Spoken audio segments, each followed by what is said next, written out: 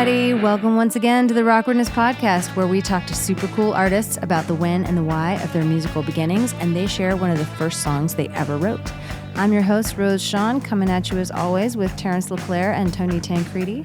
Today's guest is just, well, she might be the most interesting woman in the world. She was born and raised in France, moved to the States to study journalism, managed to be published in the freaking New York Times, relocated to China, decided that was the place to become a pop star, and instead became a well-known TV host. She came back to the States to pursue music in earnest and ended up being mentored by the producer of some of the biggest rock hits you can think of from the 90s and 2000s. To say her story is one of a kind feels like an understatement. We went on a thrilling international adventure with Ava King, and we bought you a ticket. We talk about French pop, teenage jealousy, 12-step programs, and rebranding socialism. You'll want to hear just how this young American ended up on Chinese TV and all the twists and turns that eventually led Ava to making music in LA. This one is just full of surprises, and we got you a front row seat. It's time to take a wild ride with Ava King. Let's make this more about Ava. The plastic bag was the star of today's podcast. Brought the plastic to you bag by... always is the star. Yeah. I mean, plastic, right? It's an American beauty theme. Yes, it's an American. Sometimes there's just so much beauty in the world. That's right.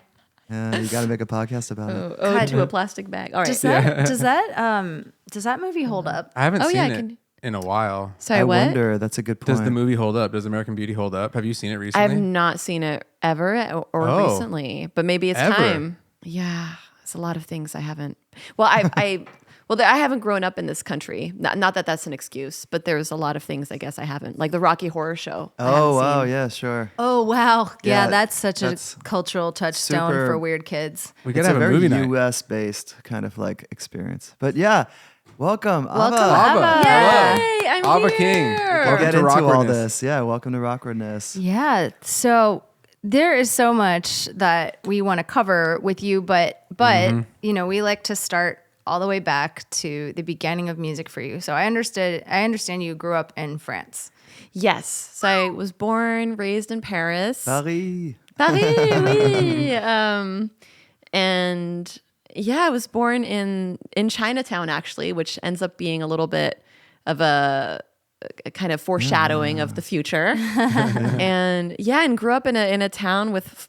There was only a population of 400. It was a small town in the middle of the French countryside. Yeah, and in terms of music, I was definitely an MTV kid. So Oh, same. yeah, it's just raised on Britney Spears. Was that on Canal Plus in France? Or Oh what? wow, you are knowledgeable. I grew up there. I was born there, and I lived there for 9 years in the beginning. Wait, so till what age were you there? I was in the in the 80s, so it was a long time ago. But like till what age? So you oh. were there from 0 to 9? 0 to 9, yeah. Oh wow. Yeah. Okay. Yeah.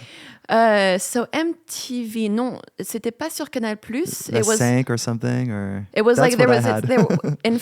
we were in France. I think we had our own MTV channel. Oh, we were fancy wow. like that. Nice. I was That's so sweet. curious. That's awesome. Yeah, I was like, so you had MTV in France? Was it like, You're like, so you're- that doesn't excuse Well, anything. Why are the French people that way then? Wait a minute. Yeah, it was Euro MTV, right? It was like Yeah. MTV. And like and also in France, it's interesting because they have this law that you have to play at least 60% of songs on the radio have to be French. Yeah. You know, That makes sense. of course they do. Yeah. to protect culture. So we would listen. The French songs would be like, oh, okay. And then we would listen for that one time they could put the Britney Spears song on, you know? Yeah. So I was raised on a diet of MTV and then musicals. I loved American musicals. I saw Singing in the Rain. I don't know how many times. Yeah. And then learned the piano and would put shows on for my parents. And I wrote this song, which was interesting because only a few years ago, so Alanis Morissette had this song called Uninvited. Yeah. Oh, yeah. Da, da, da, da.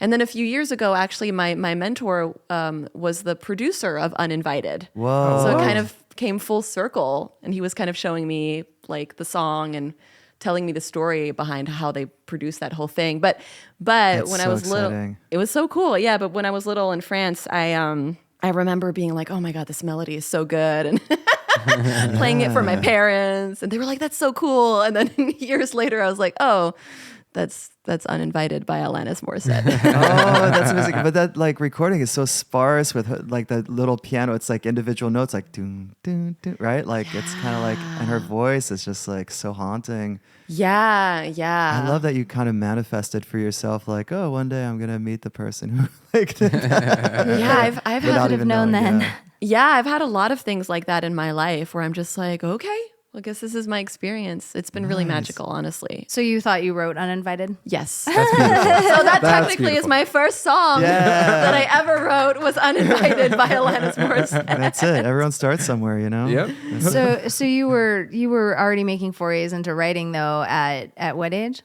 I think early teens. I think early teens was when I started writing music on the piano, putting these musicals on for my parents in our living room, and them having to sit through it. Yes, we've heard that from a number Yeah. of our guests, and I can also say that my best friends and I did that as well. You know, where you're like putting on a play, but it's sort of maybe a little improvisational. And then you're just expecting your parents to sit there and like appreciate it. Hold your parents hostage for a little while, you know? And they're It's just almost like, like oh, thank you. You're playing at putting on a play. Yeah. Yeah. There should be a song thanking all the parents of musicians Yes. for their contribution Yes. and the endless hours. Yeah. We love supportive parents. We love supportive parents. So your parents are American and English, right? Yeah, so my mother was American. She passed a few years ago, and my father's British. Okay. Yeah, but they met in Paris, and Paris is a romantic city.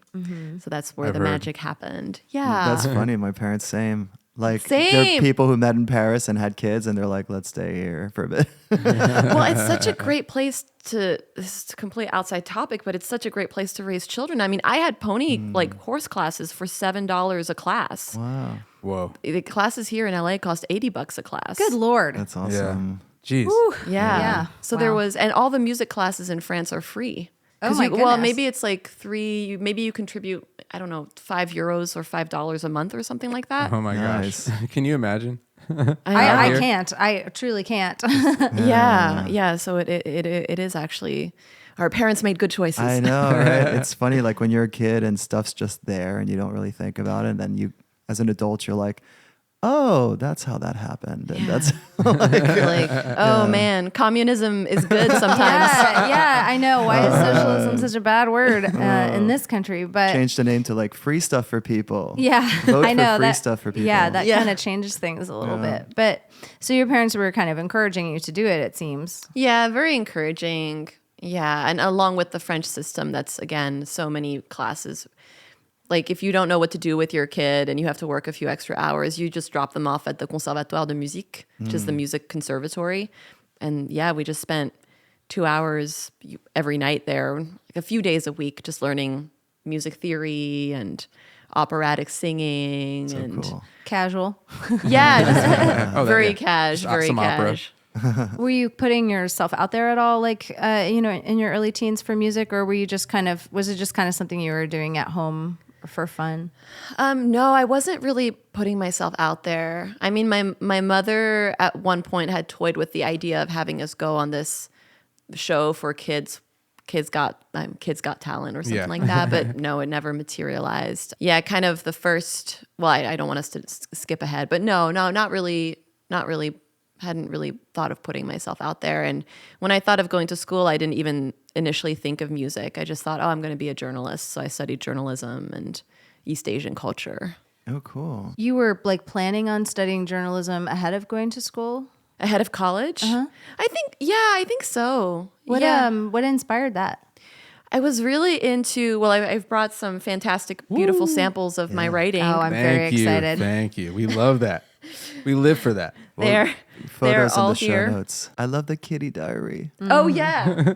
Should we start now or should Yeah, I let's, wait? Sure, let's yeah, talk you about the feeling it? diary. So I was very into writing. I just wanted to bring this picture, by the way. So this is, I don't know what age I am. How old do I look? I don't have kids, so I don't know. 10. 10. Six? I have no idea. Single digits. Yeah, 9. Yeah. Yeah. So this was, I don't know if they do this, like you can see avec mes camarades de l'année 19.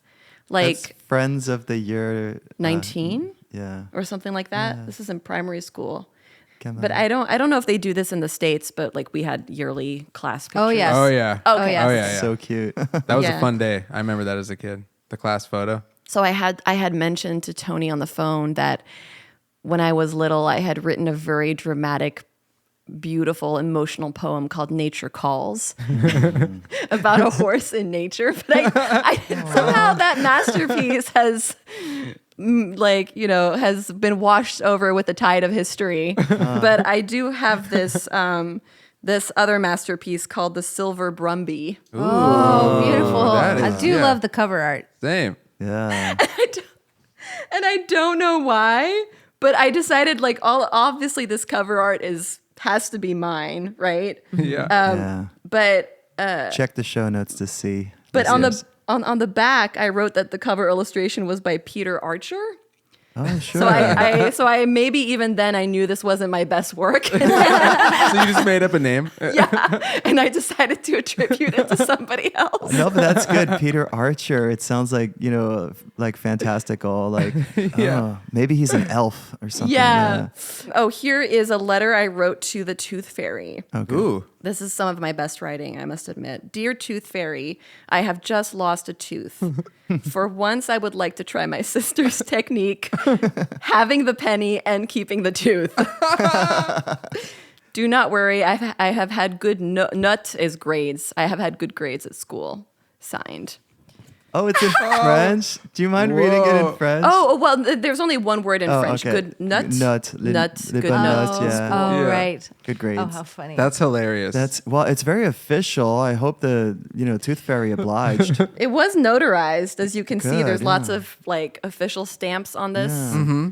The Department of That's funny. Tooth Fairy. I feel like there's something about like the official stamps that feels very French because there's just so much like bureaucracy and so many bureaus of Red something. tape. Yeah, like there's Well, the word bureau is French. yes, exactly. Yes. Yeah. But yeah, there's just so much official departments of this and that. So that must have been like an influence on you. The French, we call them the French complain all day about les fonctionnaires, the bureaucrats. They're like, les fonctionnaires, they're taking all of our money. And taxes is a huge dinner conversation in France. And then Socialism. I have this diary.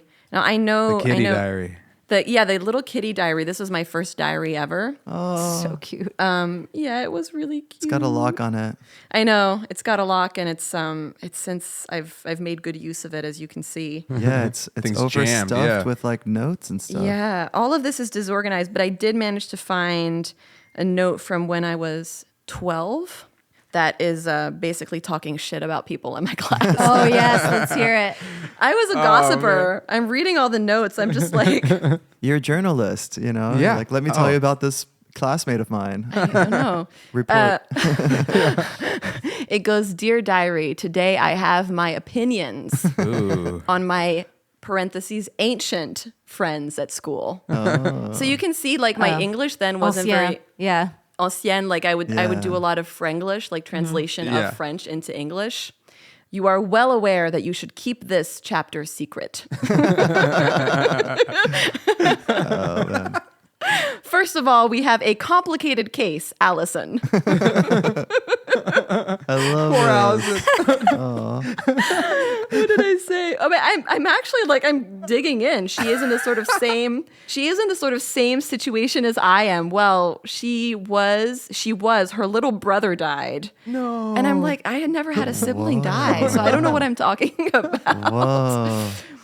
I think he had what's dark. I think he had fallen into the swimming pool and his nervous I'm just really going into his nervous system was touched. Man, this is dark. Let me see if I'm there's here for anything. it. It's very, hey, you don't hold back as a journalist. That's right. That's You right. go I for go, the- I go straight to the dark Yeah. things. For this very tragic incident did not touch her social life at school. She's one of the most beautiful girls and the coolest. That's why all the boys like her. Already Yeah, very that turned boy crazy. around. Yeah. Yeah, What a journey. her brother may have died, but all the boys like him. Allison So, taught, so Hey, it's like, hey, These journal entries are I intense. know. That's good. I think she tries to forget about her past by being a part of the gang, but she has sort of closed herself up in her own world. You know, it's funny because like that sounds like the beginning of a song. Like it sounds Yeah. like lyrics to a song. Totally. What a great Allison. story. Well, there you go. Yeah. Well, I was just thinking, like, first of all, before we started recording, you were talking about, all sorts of like mental health modalities and things like that. And I think it's interesting that even though you were kind of maybe jealous of her or something, you were like psychoanalyzing her. Yeah. And sort of looking at, what her, you were kind of looking at like the why of it. Yeah, and her And- resilience. Yeah, kind of. And it also actually sort of reminds me of your present songwriting a little bit. Oh, interesting. Yeah, I mean, just kind of in like tone and content, where you're not afraid to go for it. So I think that's like a very interesting little preview. I love that. Thanks so much for Journey drawing begins. attention to that. Yeah. That's Yeah. really powerful. I think you were already sort of curious, maybe about what makes people tick. Yeah, curious. Well, for me, I'm in a bunch of 12-step programs, as I was saying. But one of my 12-step programs is Love Addicts Anonymous. So I can, for me, when I read this entry, I'm like, there was already some equation in my mind of, well, she gets attention from men. So that kind of equalizes the death of a brother. She has what I want though. Yeah, So how has bad what could it be? I know. Yeah. But that is very, very interesting that I was like trying to figure out. Were you writing music about any of that kind of stuff at the time? No, I don't think so. Just journaling. No, I'm just curious because Yeah. a lot of folks we talk to kind of talk about how like maybe there was sort of like a nascent point where they weren't really writing songs yet, but maybe they were like writing poems or writing like, but just maybe not like something that they would have called a song. Yeah, I think and I think this is why also I went into journalism because I just noticed I liked writing so much. I think the dream of being a musician early on was kind of, it's something that other people can do. Yeah. But in this lifetime, like this is what I can do with my skills, kind of. Well, it's also kind of nice that you didn't immediately feel obligated to like, turn it into like a job when it was maybe just something you enjoyed. Yeah, very true. Yeah, but I do remember succinctly going to college and I do remember the thought came, I could learn something about music. And I was like, oh no, there's other more talented people than me in this. So Just curiously, because I know that feeling. Like, who are some of like the talented people in your mind that I'm like, they're doing it, so I don't need to. Oh yeah. You know what I mean? Well, they were mainly people in my entourage. I had this girl who was such a great singer in high school that I was so insanely jealous and resentful of, called Tiffany. Oh, Tiffany. Shout out Tiffany. Shout out Tiffany. Tiffany and me haven't spoken in 20. No, there's nothing wrong that happened between Tiffany and me. But yeah, she would get all she had such a beautiful voice, so she would get all the first part, the lead parts in the school Sure, play, yeah. right? And then I would kind of get the B, like So I think that was in my mind. I was like, I'm not really good enough to be the lead, kind of a thing. I mean, I'm no Tiffany. Yeah, I'm no Tiffany. Yeah. I mean, I know we're gonna get into this, but I can't wait to hear the story of how you transcended that. Oh yeah. But like, we'll get there. Oh, right. Yeah, So you were right, but you were doing musical theater a little bit. Yes, for my parents in the living. Oh yes, exactly. I was doing. We had a production of Carmen. Oh. Tiffany was Carmen Act 1, and I was Carmen Act 2. Wait, so you were old songs, Carmen or like- what? I've never seen it. No, Carmen. Carmen doesn't get old because the whole point of Carmen is that she's sexually appeling. Ah, So yes. I think Carmen dies before she gets old. Oh, perfect. It's usually how we deal with women Right. in our society. What a message. Yeah. Put him out to pasture here. Out to what song was in Act 1? Was it like L'amour est Yeah. She got the good song. Yeah, she got the hit. She got the hit. And I don't even remember the song that I sang, but I knew how to sing Tiffany's song. I really practiced that because I was like, Just in Yeah. case she maybe falls ill. maybe she'll Yeah. mysteriously get sick. Drink this, Tiffany. Well, I mean, every production needs understudies. Yes, Fine. yes. I was a very, very willing understudy. Yeah, so I was doing a bunch of things, but I didn't quite think to myself, oh, this could be a thing, you know. So I'm curious because you said you were into sort of the MTV artists like the Britney Spears, more of the like American stars. Were there any French musicians or artists that you liked or that you were into at the time? Yeah, wait, there was this girl, I can't remember her name, but there was this French hit called C'est pas ma faute. It's not my fault. C'est pas ma faute. Et quand je donne la langue au chat, je vois les autres. It's like it was called Lolita. The song was called Lolita. Oh. It's all about it's not her fault if like all the men are fawning over me. It's not my fault. Wow. So those were there was some. So she was a young pop star, and she actually came from Kids Got Talent in France or one of the shows. Right. So she was sort of maybe the French equivalent of the like Mickey Disney Mouse Club. protege. Yes, like, exactly. Yeah. French equivalent of Disney. Yeah. So there were. Oh my god! And then there was this huge hit called Machistador. It's oh my god! I have to play this because this is so good. Machistador. Machistador. Was that like machismo? Like is that kind of the play on words? He's like a funk artist. Ooh, I'm listening. Machistador. If I can. That was like a huge hit in France. This like, kind of like Daft Punk kind of stuff is so big in Europe. Like yeah. You know. Yeah, the little disco beats. This is great. Oh, that bass. Give it to me. I was going to say this is Tony's jam. So it was like this guy who was quite out of shape. But he was like, c'est pour ça qu'elle m'adore, and that's why she loves me. Yeah. Le machistador, because I'm the shit basically. Yeah. Machistador. Like for men, attractiveness was not really necessarily a thing. But like your friend, like what? Yeah, it was insane. Like when I looked at him, I was like, I mean, no. Not for me, right? No. But not that was ever on the table. Yeah. We always had just a wonderful bantering friendship. But for him, he would just do these shows and in these basements, like rock basements in Paris, and women would just fawn over him. That sounds so fun. What's his name? What kind of music? Oh, I don't think. No? I don't. Well, I'll say his first name, Guillaume, but I don't think I want to give out his full name. Oh, that Guillaume. Just kidding. Oh, we know Guillaume. You're like the one on Facebook here. I feel a little bit embarrassed talking about him this way, but gotcha. Yeah, that's funny. Yeah, but there were a lot of funny personalities in France. I mean, probably all of our high schools we have those funny personalities that just stick with us. Yeah. Mm-hmm. Oh yeah.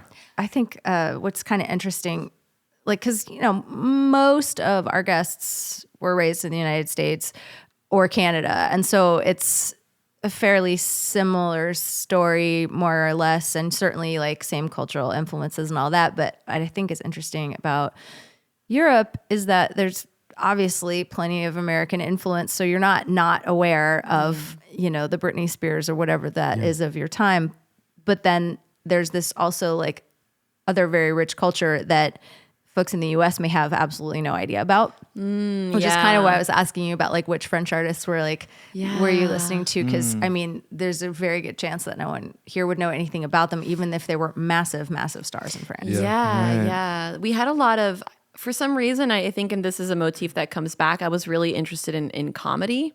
So we had a bunch of really big comedic stars. One was called Brise de Nice. He's actually, he did a big movie called Not the Artiste. There was a black and white movie that didn't have any sound. Yeah, the Oscar. Yeah, didn't have dialogue. That was a fantastic film. Oh, so that was him. I'm sorry, blanking on his name. Jean Dujardin. Yeah. Well, he was the lead, right? No. The lead. Yeah. Jean Dujardin. I think Jean Dujardin. Oh, he was wonderful. Yeah. Oh my goodness. He was a big comedian in France, huh? Yeah. So he started off. He was huge in France because he had this comedic character called Brise de Nice. So it's Nice is like a beautiful, wonderful place. Nice. A town. Yes. We've been there. Yeah, Nice. Yeah. But he wanted his whole comedic character was this kind of surfer skater dude that's like super French but wants to pretend to be American. So he'd go everywhere and be like, "I'm Bryce de Nice." He'd like pronounce everything the English way. And then he had this thing that he'd do called cassé. Casser, which means to break. Yeah. Okay. So basically, and it became this huge thing that me and my classmates we would do. So casser is basically kind of when you take the wind out of somebody's sails. And that's funny. so he would yeah. So he had this whole bit about like how he would show people. He's like the les jeunes ne savent pas surfer sur la vague qu'est la vie. The youth today doesn't know how to surf on the wave of life. Let me teach you how to casser, right? And then he'd go up. He'd be like, Chelsea, I have a party on Saturday. Would you like to not come? That's it. I'll be like stupid things, and then he would go up to like we have these creperies like crêperie in France. He would go up to like the person who makes the crepe and he'd put money down, then he'd be like, I want a chocolate crepe, and then he'd just run away. He's like, and then it would always be in the casser. See, I didn't realize he did that. That's anyway, so cool. but actually, this brings us to a good place. So, what made you decide to go to college in the United States? It was a tug of war between my mom and my dad, and my mom won. My dad was British or is British, so he was like, I have to go to England. And my mom was like, no, we're going to spend tens of thousands of dollars and or hundreds of thousands of dollars and get them to go to the States. No, we must spend as much as we possibly can on her education. Exactly. Where in the U.S. is she from? New Jersey. Oh, wow. New Jersey. East Coast, yeah. Yeah, so Water. Yeah. So she won the battle because your dad was hoping you would go to I don't know, Oxford or Cambridge or something? Yeah, or some school in England, which would have been a lot easier on the purse strings, I think. Well, I mean, just from a plane ticket perspective, I would think. Did your parents continue to live in France while you went to college? They did, yeah. And then, they were separated very early on in our childhood, but then my mother did at one point move back to the States, yeah. But you went to Columbia, which is very prestigious. Oh, yes. I've never used my diploma. Never used my. I feel like I've heard that a bunch of times. Literally the. I mean, you know what they're really good for? It's like, when it's like the sun's sort of setting and it's like going through your window and it's like bright in your eye, you can move it. You can use the diploma. Window. Yeah. It makes a great shade. And then you can kind of like get back to doing music. Just it makes it. It is. The paper is. It's good quality paper. It's good quality. Yeah. Really. No, it wasn't. I mean, this is. It's gonna honestly sound very bratish. I think it was a good experience. But yeah, it's interesting. It didn't really teach me a lot of the skills that I ended up using in my life. I think, and then my time there, I had my eating disorder was at its worst when I was in college. So it was it was a challenging time for me. But as challenging as things can be for somebody who's white and educated. Well, you know what though, that's real. And I think especially if you were, that far from your family, I think there's this idea that college is just really fun. It's either a big party. That was difficult for me because a lot of the kids bonded over drinking, and I couldn't bond over that because I started drinking. I mean, in France, you start at 7, right? So I was so confused. Like they'd be like, "Yeah, we're gonna go out and get drunk," and I was like, "Why?" Yeah, I was really so confused. Or it's and then what? Yeah, right? I was just like, you did study Mandarin there, though, right? Yes, yeah. So you did learn something that ended up being useful later. Yes, exactly. No, and I'm giving the experience a bad rap. No, I was able to. Yeah, I studied Mandarin there. That was really great. And I also, because they had an amazing journalism school. So I also got to meet some people in the journalism industry and got to write a few pieces for some newspapers. And oh, cool! Start a little bit on that side of the career. Maybe you've heard of the New York Times. Yeah, heard of it. Wrote a The Who? Yeah, I was very lucky then because I was interested in Chinese culture, and they were like, "Oh, we need." And I met the editor, and they were like, "Oh, we do need some pieces about Asian music and Asian opera." So I got very lucky. Yeah. Oh, cool! So you were actually writing about music. Yes, yeah. Oh, okay. I wrote about my first piece was about a Chinese opera troupe. Oh, very cool. Yeah. Which came first, like the ask for the piece or your interest in the group? Does that make sense? Definitely the ask for the piece. So cool. So it kind of propelled you to learning more about like Yeah. Chinese opera, and that's so cool. about music. Yeah. And I got to meet. I actually became friends with she was a refugee here. She was the lead of the opera. What is it? I was like, it's a type of Chinese opera called kunqu, which is very like a very delicate. It's the Peony Pavilion. I think that was the name. Peony. Yes, I've heard of that. I started traveling. There was some just stuff going on with my family, so I thought, it's better for me to travel in China over the summers. So that's how. So you started going to China in the summer? Yeah. Basically, I would go to China in the summers, and then I think kind of a motif of my life is always biting off a little bit more than I can chew, being a bit addicted to overwhelm. So I got to China, and originally the first summer I was supposed to go to classes to learn Chinese. And I was just like, I was also in my 20s. I mean, in my 20s, I was very haughty. I was very like, this is normal people do this. This is what I do. So I was like, why would I take Chinese classes when I could just apply to be a journalist at one of the papers here and learn Chinese while I'm writing? So that's what I mean, that's kind of smart. That's super smart. So I was bold. It's also it's like hard mode versus like hard mode. I've gotten into so many opportunities because just literally I'm just like, what do you need? Yeah, I can definitely do that. Even awesome. knowing like I don't know what that means. That was also one of my first jobs was I was working as a PR manager for this big Chinese film company called Huayi Brothers. And they originally they brought me in and they were like, "Can you do our PR?" And I was like, "Yeah, totally." It's like I didn't know what that was in the back of my mind. But then I started just like collecting people's emails, information, and then we went to the Cannes Film Festival. Yeah, so that's always kind of been my motif. My dad, same, like that. He got his whole career. He was a journalist in France, like on the TV, like a news reporter, and like he got into that by just saying yes to stuff, and just like his first gig was like covering the Olympics in Lebanon or something like that. Wow. Something where it's just like he just kind of like was like, yeah, I'll do it. So I would just go back there in the summers, and honestly, it was a really, really cool place to be as a student. Because in New York, I mean, I couldn't buy anything. Oh yeah. You know, but you go to China and the dollar goes really far. Suddenly, you're riding everywhere in taxis. You have a really nice place. You have a maid. You know, so I was like, this is the life. So What city were you in?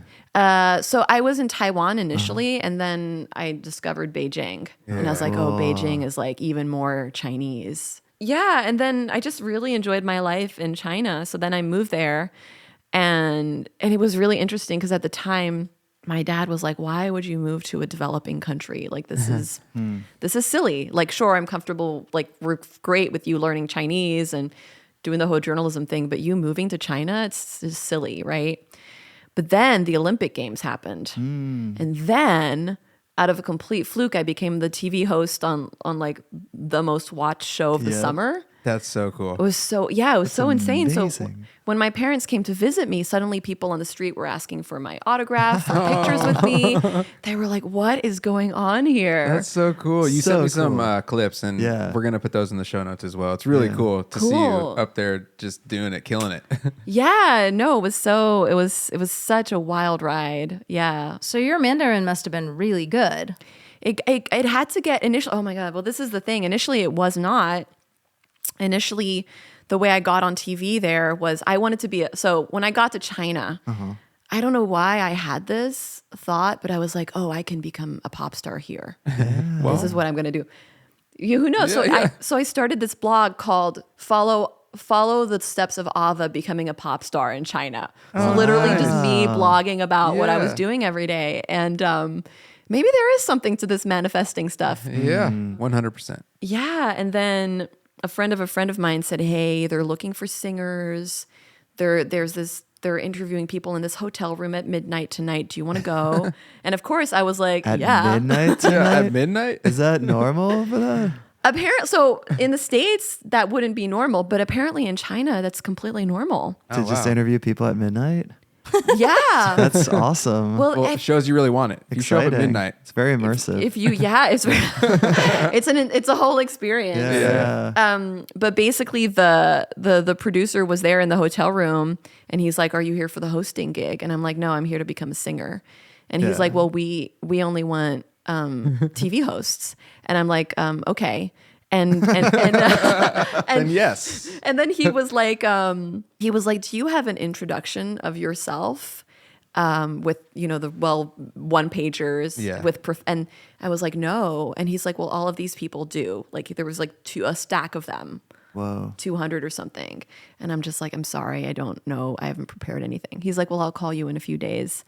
And he did. And they flew me down. What? He's like, "See this whole sheet of applicants? Forget them. I want you." It was so weird. I was so bad. That's when I think that's when I realized, and so I got fired from my first job at the TV station because I was really bad.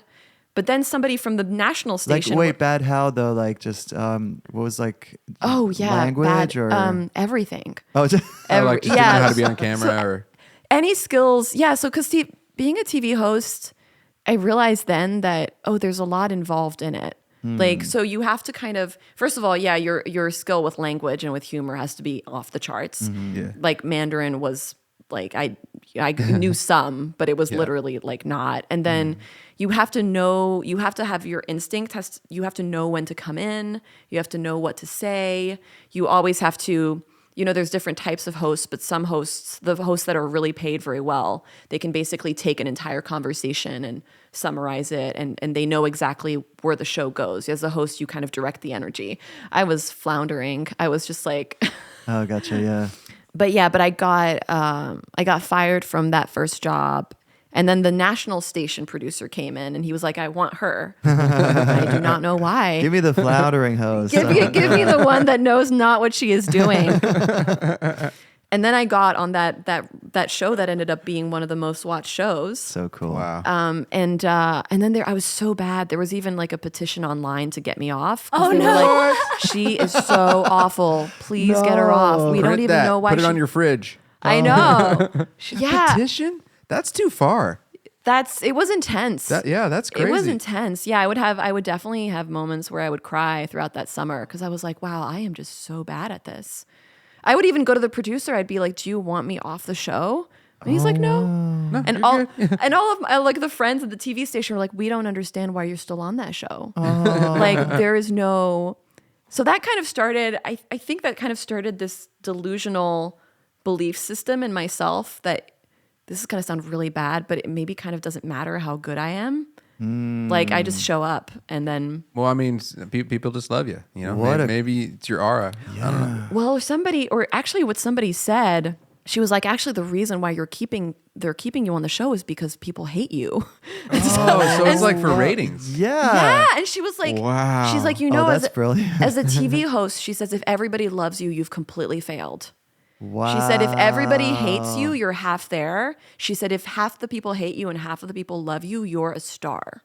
Like that's how you become a star. Because everybody's thinking about you. Wow. Everybody's like talking, having arguments about you. Oh my goodness. We need to suck more, you guys. Yeah. This is the level here. The quality here is too good. It's too good. Yeah. That's amazing. Yeah. That's what a quote. Like it doesn't matter. I just need to show up. Yeah. So at some point you did do a singing competition though, no? Oh my God, I did. Yes. That was a quite a horrifying experience. How old were you?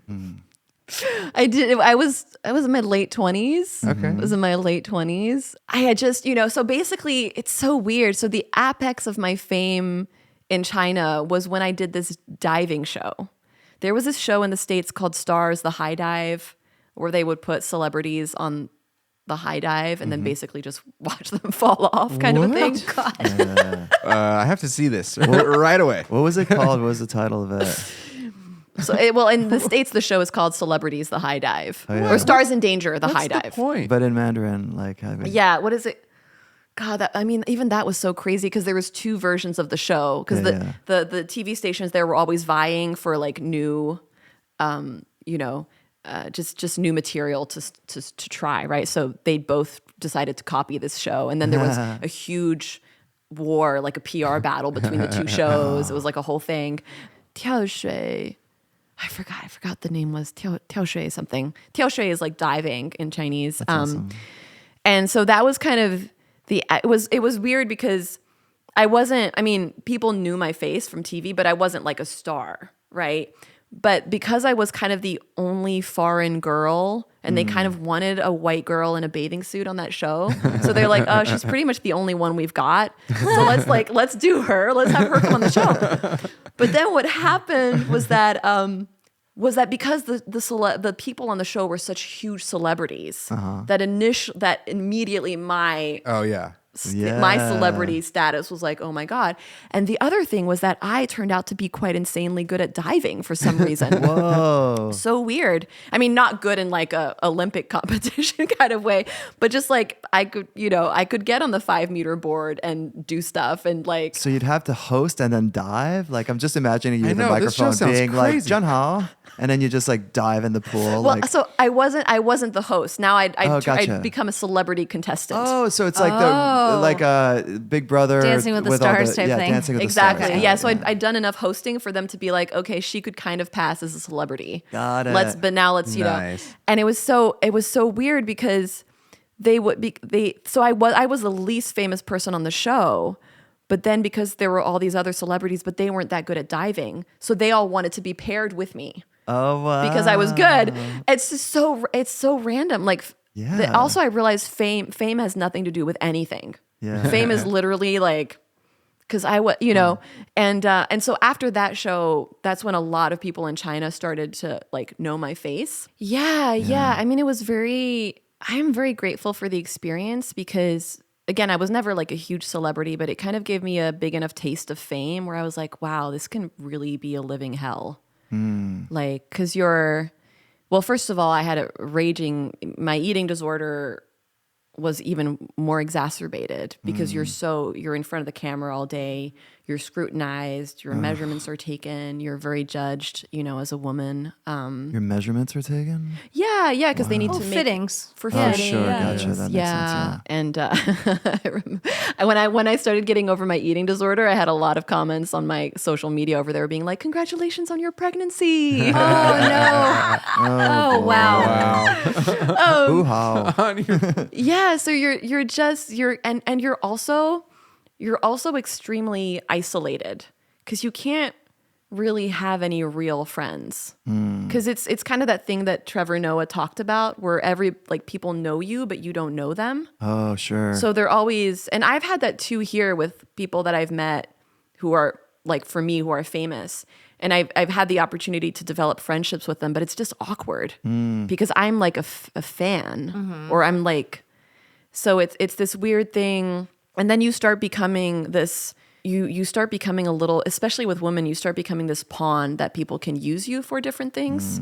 So I had a friend of mine who wanted an investment from somebody, but like we're talking a lot of money. And so basically she invited me to dinner and tried to set me up with the guy. Like a VC kind of person or something, or like and then there's the rampant prostitution. I mean, which I didn't partake in, but you're very. I don't know anything about the rampant prostitution. I know. I'm like, what? Wait, what? I'm being dramatic. Is that a metaphor or like? No, so I'm being dramatic, but there are, from what I understand in celebrity circles, you can pay celebrities people have fees. Their fees are a lot higher. Whoa. Right. Sort of Mind blown. Almost more of like a sugar baby type of thing. Like something that's a little. Well, it would be an insanely expensive escort because you're famous. Right. Interesting. Yeah. It's wild to think like Saltburn Land where there's like people who've got that dough and they're just kind of like they just want to be close to fame or close to something glamorous. It's just crazy. Yeah. So it was a very good, and it was also it's like after I got to the States and I went into recovery and some 12-step programs, and it was just really great to get that kind of perspective of like, oh, it's like on the outside my life looked so good, like I had like a driver and a nice place and a maid and traveled first class and stayed at the Ritz and all of that, right? But on the inside, looking in, it was really, really, really lonely. Yeah. Did songwriting start happening?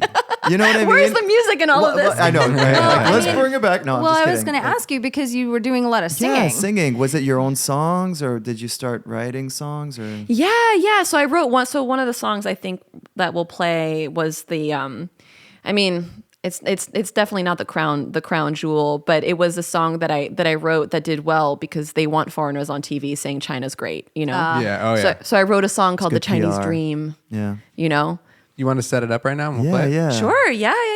At the time, I wanted to write a song that I knew TV shows would want to book. And book you to perform it on? yeah, Got exactly. it.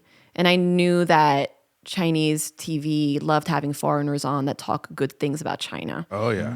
And at the time, it was honestly very genuine. Like I really did enjoy. It was before I had a little bit more fame, but I just really did enjoy the friendships. And I had a boyfriend at the time, and his family was so kind to me. It's a really wonderful, nurturing relationship. So it was very honest. But yeah. So And it had that magical energy you spoke of when you got to China. You're like, I can be a pop star here. Yes, Yeah. exactly. Yeah. 我流浪了好多年，却找不到一个家。生活20年，不知道会否活着。但在路上，你找到了我，你让了我看见一个梦。感谢你，中国。你的梦里有爱情，过纯洁的中国家。白头发老爸老妈手牵着手啊，吵闹的餐馆有朋友分享桌子中的餐，这份快乐感谢你，中国，中国梦，中国梦，中国美丽的向往。因为你千万个小感动，让我明白了永恒。中国梦，中国梦，中国美丽的向往。因为你简单的道理，让我的生命有意义。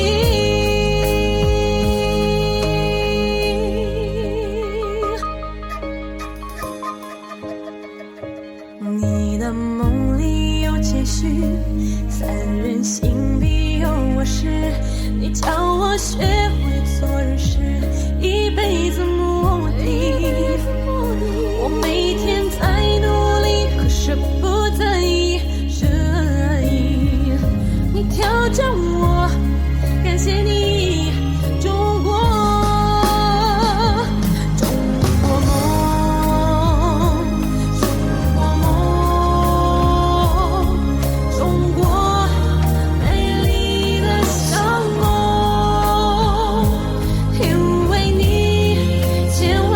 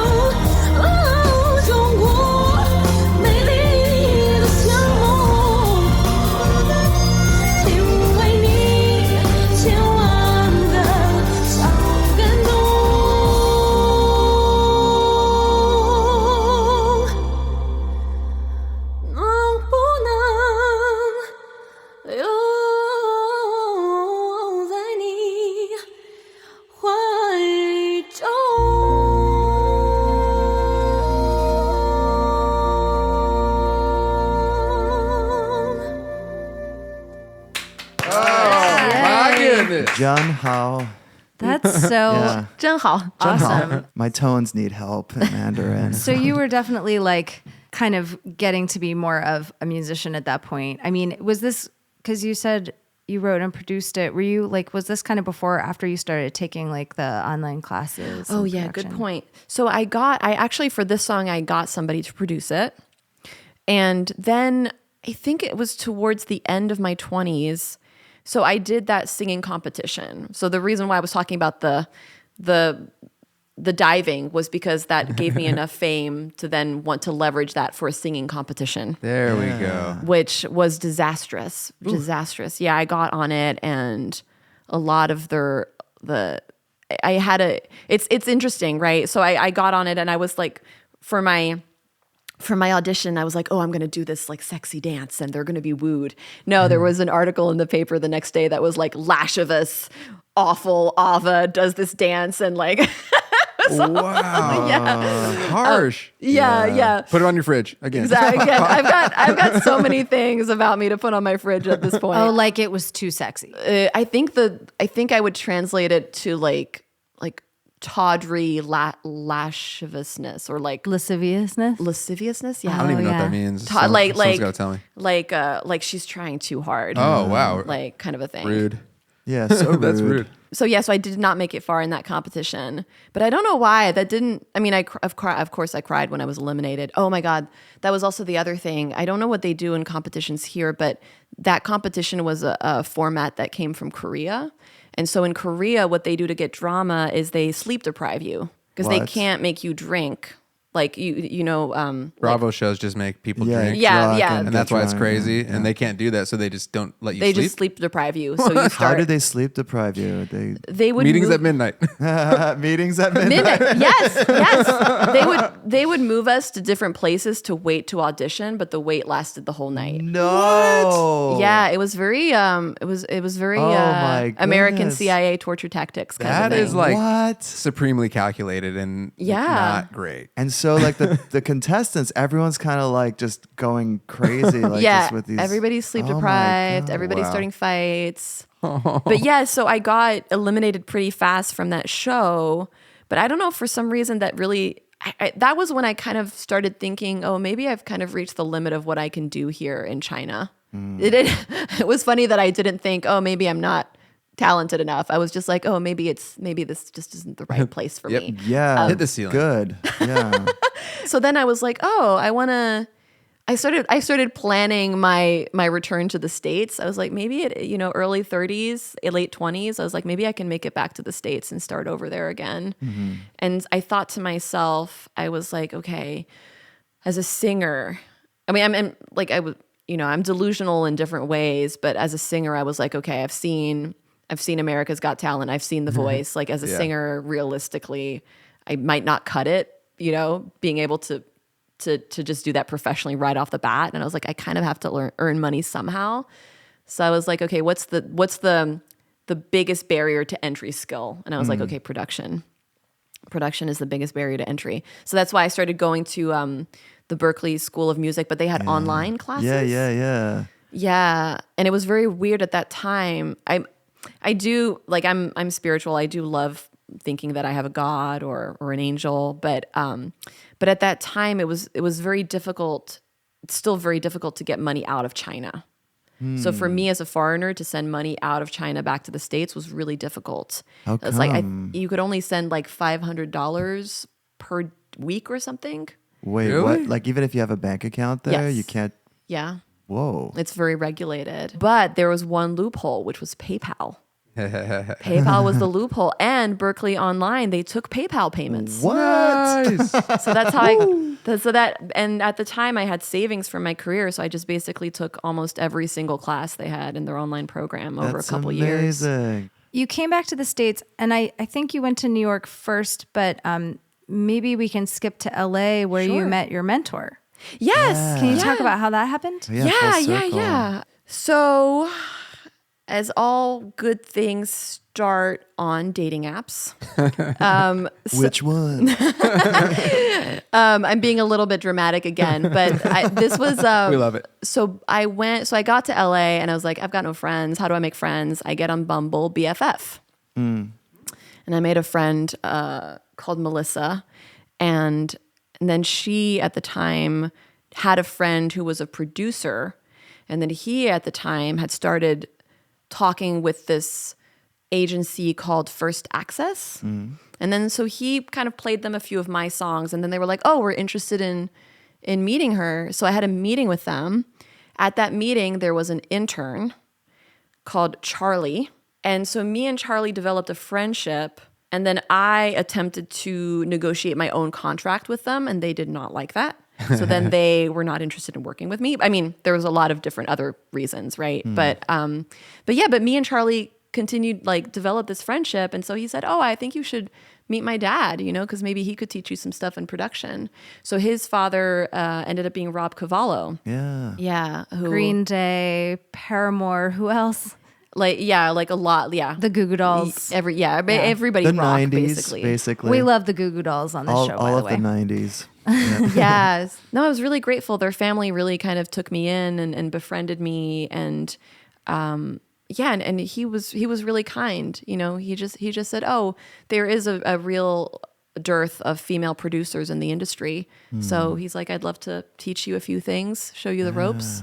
And I was just super grateful. Yeah, So that's for cool. A few That's so years, cool. just got to hang around and learn some stuff. Yeah. Yeah. Oh, that's amazing. Were you kind of like in a like an intern shadow position with Rob, or did he like hire you? He was honestly super generous. I was basically an intern, but he hired me. That's amazing. awesome. Yeah, I was super, super generous. Wow. Yeah, he brought me into a lot of sessions. That is so neat. And it's also, you know, Tony likes to say, just ask. That's my motto. And Yeah.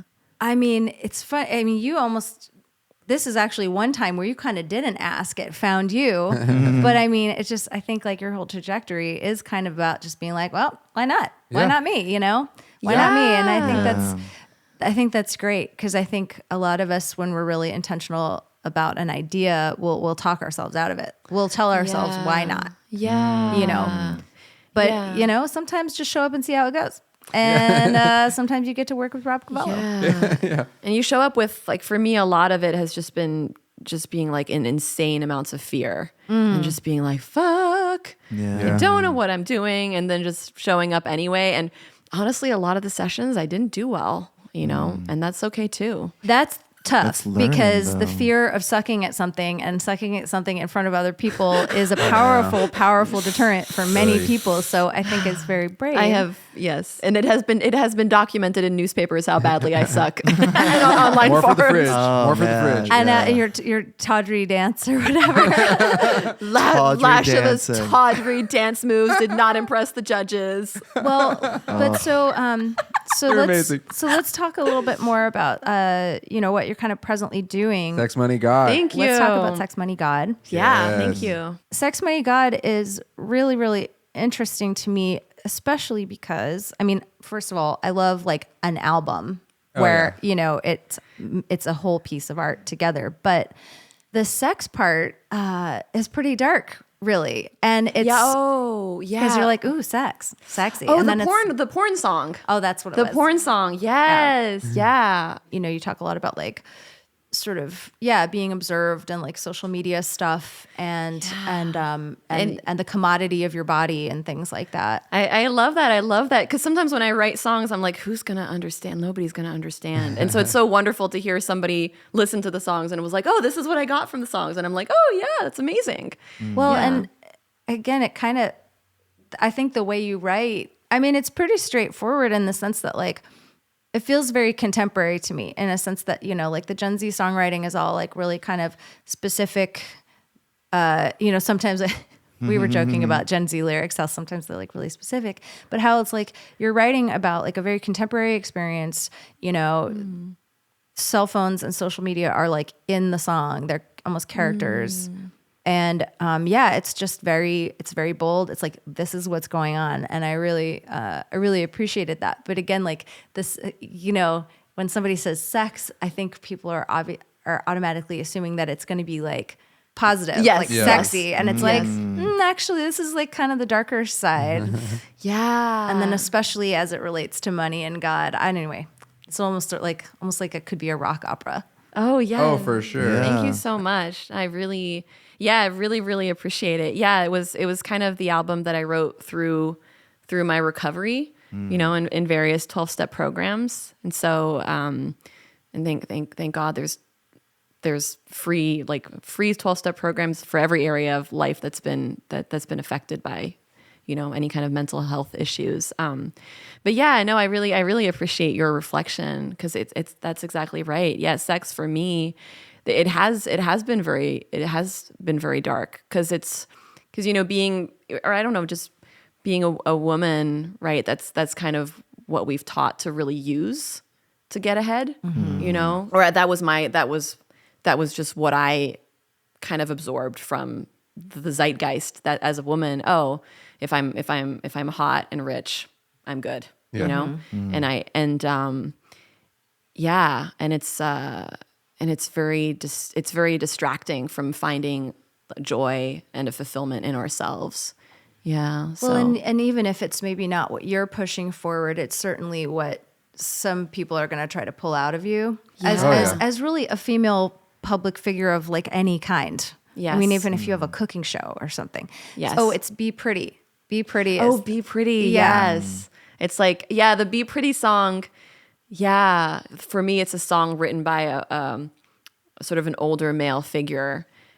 It was kind of, for me, it was kind of like the song was written by society as kind of a manual for a young woman. Yeah. Hey, this is how you get ahead. Smile more. Yeah. Smile more. Yeah, I got that. Just be pretty. And for me, as like, you know, I'm almost like, you know, I'm getting up a little bit higher in age. For me as a woman in this industry, it's a lot about like, you've got to look younger. You know, you've got to look thinner. Yeah. No, so you're right. It is pretty dark. And I do tend to kind of gravitate towards the dark stuff. Well, thank you for being so vulnerable about that, because it's an incredibly vulnerable song, and all of your stuff I found really relatable on this kind of, you know, woman stuff. I hope the two men here aren't we're here for aren't it. feeling I'm like team picked female. out. Hey, to bring it full circle, I mean, that's your vulnerability exercises great journalism, because like as an outsider, you know, we learn a lot, you know. Like, yes. So that's instructive, I think. But so what new thing do you want to play us? Yeah, what's your favorite song off of Sex, Money, God? Well, can we play the porn one? Yeah. Done. Ooh, baby, let's make a porn, just you and me, darling. Ooh, honey, I put on a show, you like what you see, yeah. I can make my pussy do a backflip, stretch it out and make her speak your language. Arch my back, I got it down so perfect, 'cause I know you. Look at those girls on your screen, well they ain't got nothing on me. I do it like a machine,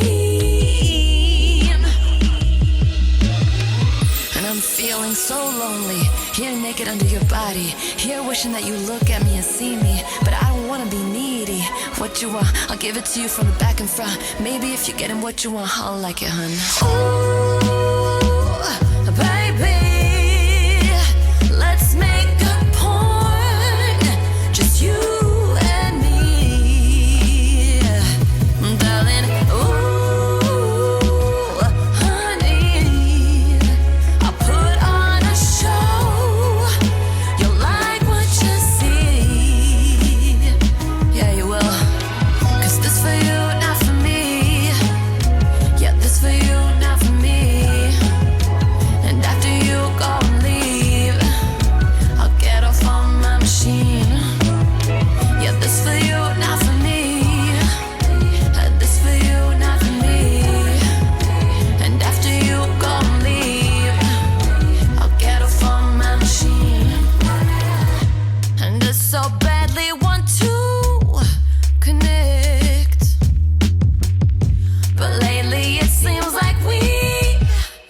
just have sex. And I'm so scared of losing you. So I'll do anything you want me to do. Yeah, it's like the whole world's gone crazy. So many cameras pointed at a woman's body, but we don't know anything about a woman's body. And I don't know anything about my own body. I was hoping you could teach me, I was hoping you could show me, but here we are naked and so lonely. Yeah. Cause this for you, not for me. Yeah, this for you, not for me. And after you go and leave, I'll get off on my machine. Cause this for you, not for me. Yeah, this for you, not for me. And after you go and leave, I'll get off on my machine. Yeah, this for you, not for me. Yeah, this for you, not for me. And after you go and leave, I'll get up on my machine. Thank you, Ava. Oh my God. I was so excited about this. Thank you so much for coming on the show. Yes, thank you. Ava. Thank you Ava. Merci beaucoup. I am rarely ever speechless, but her story nearly got me there. I mean, it's a podcast, so speechless is bad, but I'm pretty sure you've never heard a story like that before. I definitely have not. That woman has lived some lives. Ava recently put out an incredible album, Sex, Money, God. Definitely check that out in full, in order, wherever you stream. And also take a look at her incredibly diverse catalog while you're there. We have so many fun things to link to in show notes this episode. We'll be sharing photos of the amazing journals she brought on our socials. So follow Ava on all the things. Follow us while you're at it. It's season 3, so it's really about time, don't you think? We would appreciate the heck out of a subscribe, rate, and review. We have so much more incredible content coming your way in the next few months, so stick around.